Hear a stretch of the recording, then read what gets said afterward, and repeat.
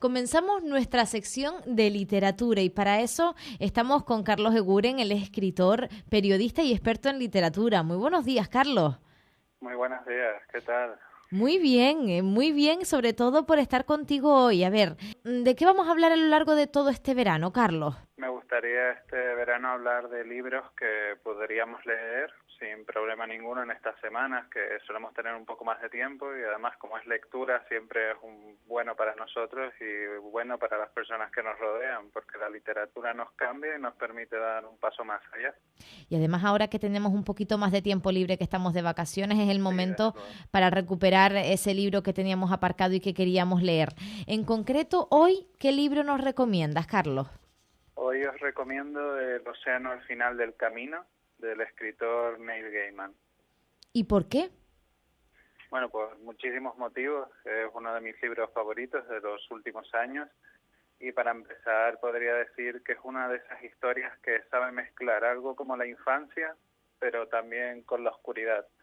Algo que es bastante interesante porque en la literatura no se tiende a esos hilos, y más cuando el protagonista es un niño, pero es una historia bastante siniestra en algunos puntos. Ujú. Entonces, ¿qué tipo de literatura es, Carlos? Podríamos incluso catalogarla, si nos atrevemos mucho, de una especie de realismo mágico, porque aunque transcurre en un mundo que parece real, hay elementos fantásticos en él y cambian toda nuestra percepción sobre lo que está ocurriendo. La historia, en principio, trata de un adulto que regresa a la casa donde vivía de niña para un funeral, y entonces empieza a recordar cierta historia de su infancia que había olvidado hasta entonces. Recuerda cómo conoció a una vecina llamada Letty, que era una niña de su edad, y cómo tuvieron que enfrentarse a una especie de monstruo. Y eso es algo que él olvidó, pero empieza a recordar por un motivo que solo sabemos al final del libro.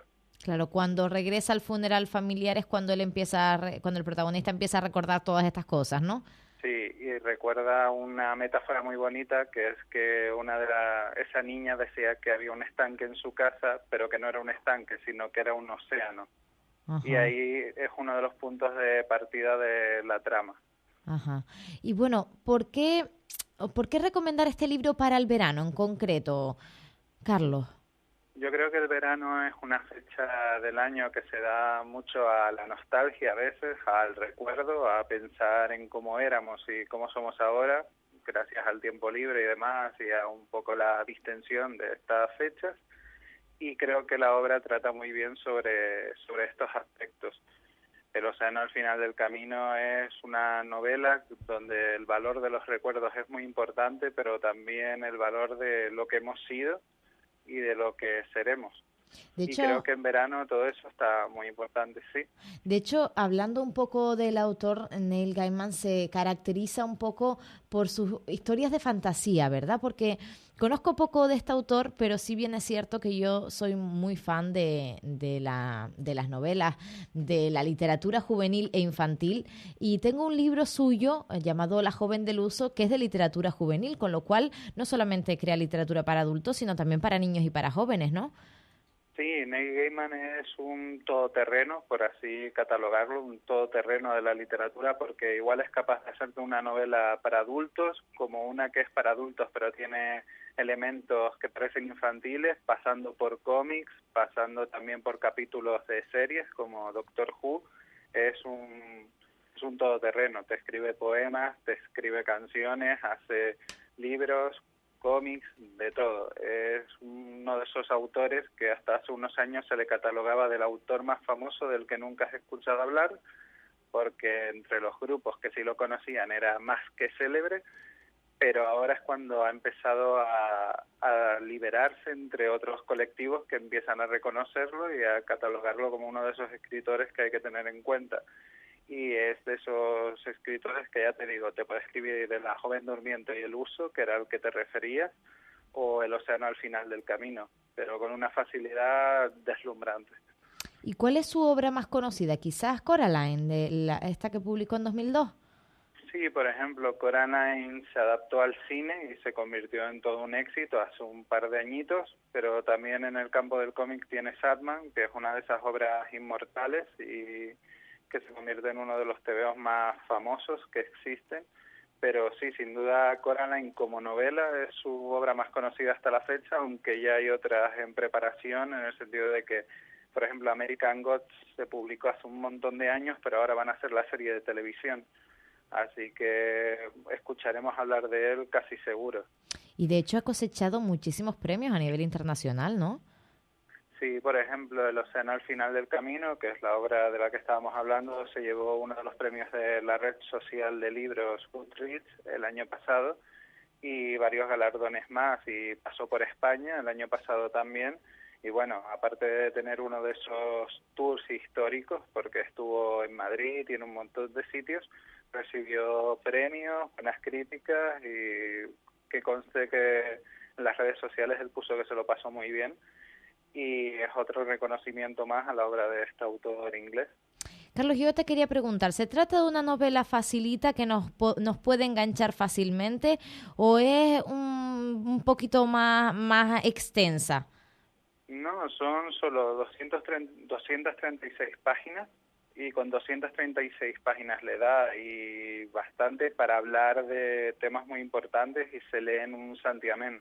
Yo soy de esas personas que tardo leyendo bastante en algunas ocasiones, y esta novela la leí en una semana, y es de estas novelas que enganchan y que empiezas en la primera página y hasta que no llegas a la última no te sientes satisfecho.